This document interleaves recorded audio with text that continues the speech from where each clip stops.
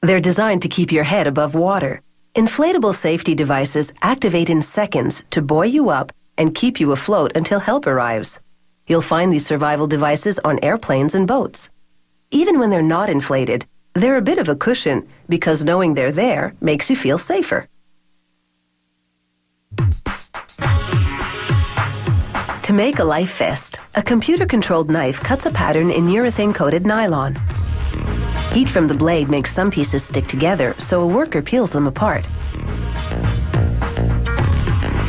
This shiny side is the waterproof coating. It'll be on the inside of the life vest. They place the front of the vest on a vacuum table to hold it down. Then they silk screen the amount of carbon dioxide needed for inflation onto the fabric. Next, they pull an oral inflation tube through a pre-cut hole. And then place the assembly under a radio frequency press. It emits energy that heat seals the tube to the fabric. They fasten the back and front vest pieces on pegs to align them.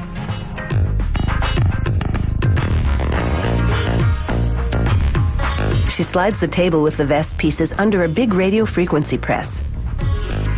Again, electromagnetic energy bonds the plastic pieces. This vest has been put together without a single stitch. The cylinder that contains the carbon dioxide has been installed. It holds 33 grams of the gas under pressure, which will instantly inflate the vest with one tug on a tab.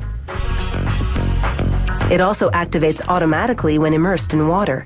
A little tablet inside dissolves, triggering a spring that punctures the cylinder.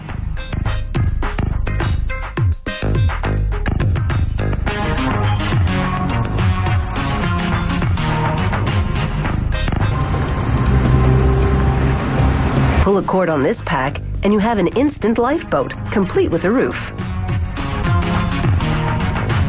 To make one, the computerized blade cuts shapes out of rubberized fabric, while a plastic film helps hold it in place.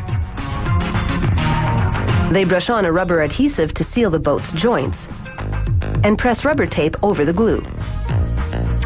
They remove air bubbles. It'll take several days for the bonding to be complete. They apply the same rubber adhesive to all the inflation valves and pressure tubes.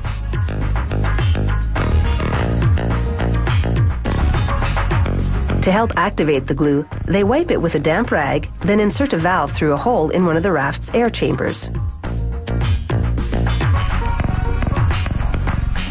They apply more glue to the outside around the valve and secure it with a ring called a doubler. It really is the glue that holds everything together. They apply more rubber adhesive onto the lower inflated chamber. Then they stretch a sheet of rubber flooring over it. They smooth down the edges, again to remove air bubbles.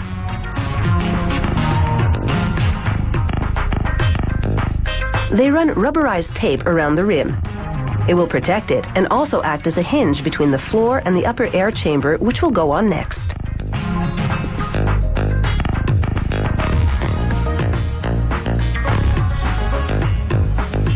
In preparation for that, they measure to align all the inflation valves. Then they pull the upper air chamber, the walls of the raft, on top of the floor and lower chamber. They line up the valves, but hold off on connecting them. Next, they pump regular air into the upper chamber to test the shape and function.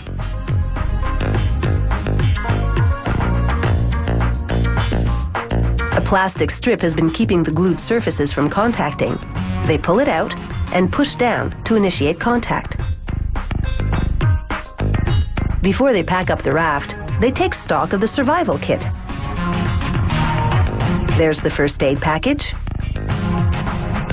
mini flares, food rations, a pocket knife, and bags of water. Enough to keep you from getting that sinking feeling as you hunker down and wait for help to arrive.